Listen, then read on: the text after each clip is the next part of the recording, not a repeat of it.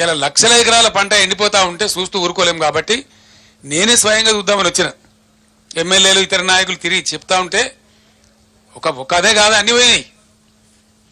మీరు ఎన్ని వాగ్దానాలు ఎగబెడతాం అనుకుంటున్నారా? మీరు వాగ్దానాలు ఎగబెట్టి అందరం ఊరేగదాం అనుకుంటున్నారా? పండనీయం బిడ్డ జాగ్రత్త, మిమ్మల్ని చేస్తాం, పరిగెత్తిస్తాం ఎక్కడికక్కడ. ఇది ప్రజాస్వామ్యం.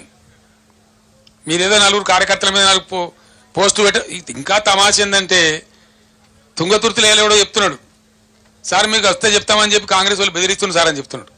రైతులనే కేసీఆర్ పర్యటనలో వచ్చి వాడు చెప్పొద్దట, షికాయత్ చేద్దట, వాళ్ళకి కలిగిన బాధ కూడా చెప్పుకోవద్దట, సోషల్ మీడియాలో పోస్టులు పెట్టొద్దట, పోలీసులు పోయి బెదిరిస్తున్నారు. నేను పోలీసు సోదరులు కూడా విజ్ఞప్తి చేస్తా ఉన్నా, ఇవి ప్రజాస్వామ్యం, ప్రజలు ఉంటారు, ప్రజల బాధలు ఉంటాయి. డెమోక్రసీలో మీరు అతిగా పోవద్దండి అనవసరంగా. ఎవరు పర్మనెంట్ కాదు. మనం మేము కూడా 10 years ఉన్నాం. 10 yearsలో మేము పనిచేసిన కాంగ్రెస్ నశానికి కూడా ఉండకపోతుండే, ఒక్కడు మిగలకపోతుండే. మేము ఈ దుష్ప్రవర్తన చేయలే. మేము అహోరాత్రులు రాత్రింబవళ్ళు రాష్ట్రము, రాష్ట్ర ప్రజలు, నీళ్లు, మంచినీళ్లు, కరెంటు, మెడికల్ కాలేజీలు, జూనియర్ కాలేజీలు, రెసిడెన్షియల్ స్కూళ్ళు, వాటి మీద మా మీదుగా కరగబెట్టినాం. మేము అవన్నీ నిలబెట్టినాం, చూపెట్టినాం. ప్రజల కళ్ళ ముందు ఉన్నాయి ఇప్పుడు అవన్నీ. మేము గాలి మాటలు చెప్తలేం. 10 ఏళ్ళు మా హృదయాన్ని, మా మెదడును, మా సమయాన్ని ఖర్చు పెట్టి మేము ఆ పని చేసినాం. రాత్రింబవళ్ళు కష్టపడ్డాం.